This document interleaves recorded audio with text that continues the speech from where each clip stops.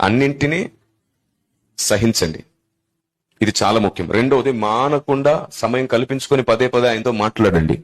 మాట్లాడేటప్పుడు అడుక్కోకండి, ఆయనతో మాట్లాడండి. ఆయనతో మాట్లాడడానికి ఇష్టపడండి. సరదాగా మనుషులతో మీరు మాట్లాడినట్లు ఆయనతో మాట్లాడండి.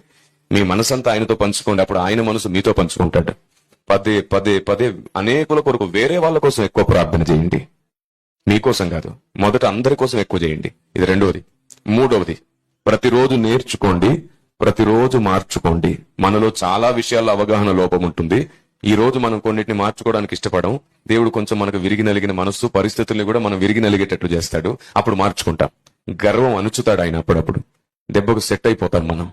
కాబట్టి ప్రతిరోజు నేర్చుకోవాలి, ప్రతిరోజు మార్చుకోవాలి. ఈ 3 లక్షణాలు మీ సొంతమైతే మీ నోటి మాటకు అధికారం పెరుగుతుంది దేవుని దగ్గర.